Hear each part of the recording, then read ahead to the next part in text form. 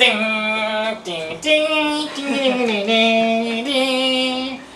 家好，歡迎嚟到 GF Discuss， 我係 Jackie。我係 Natasha。咁今日咧嘅題目咧就係同大家講下，究竟你嗰啲係肌肉定是係肥肉？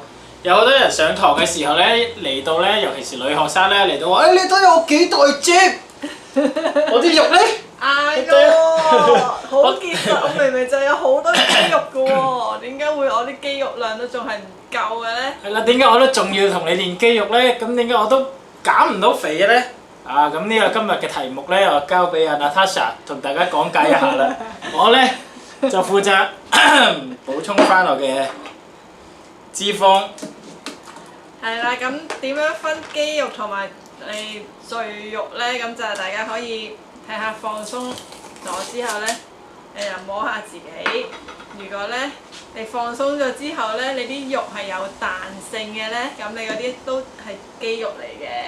但係如果你放鬆咗之後咧，係軟腍腍啊，冇彈性嗰啲咧，其實係贅肉嚟嘅，係啦。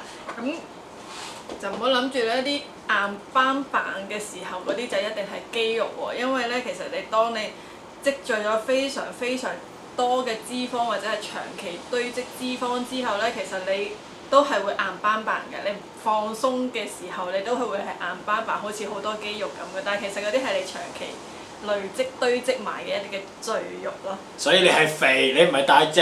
冇錯，所以點肥？你嗰啲叫大隻，我明。係啦，咁所以咧就唔好話點解我仲係即咁硬，睇上去咁結實啊？但係我咁多肌肉，點解你又話有肌肉可以幫助我燃燒脂肪減肥，但係點解我咁樣都唔得嘅咧？咁其實因為你搞錯咗肌肉同埋你嘅贅肉呢兩樣嘢啦，係啦，咁所以咧要練翻真正嘅肌肉，標翻真正嘅肌肉之後，幫你燃燒咗呢啲長期累積以落嚟嗰啲咁嘅脂肪咧，咁先至係可以令到你有翻個線條同埋有翻應該有嘅肌肉喺度嘅。即係最大分別係你有線條同冇線條。你係一碌蘿蔔定係一粒花生 ？OK， 一碌蘿蔔係直嘅，一粒花生係有線條嘅。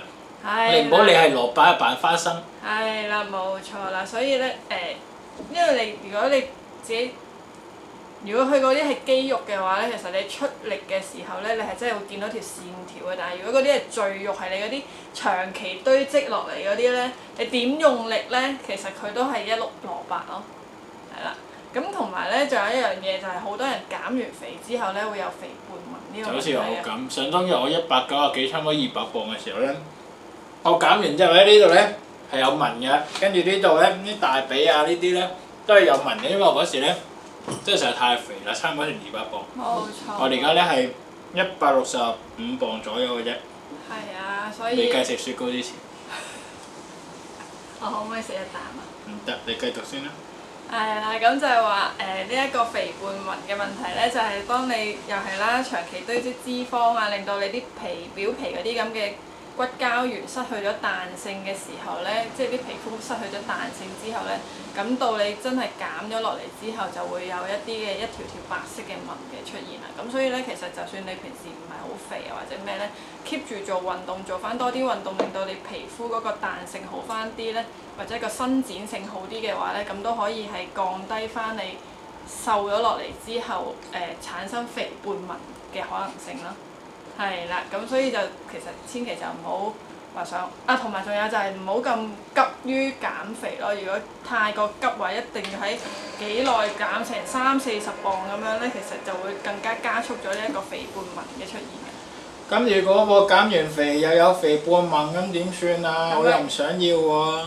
咁啊，呢樣嘢冇得救嘅喎，你只可以減輕佢嘅啫喎，即係可能你做翻多啲運動啊，搽翻啲cream 啊，可以幫佢增加翻皮膚嘅彈性嘅話咧，咁可以令到嗰個紋會冇咁明顯咯。但係你想完全消失嘅話，係冇可能嘅事嚟㗎。啊，我知道。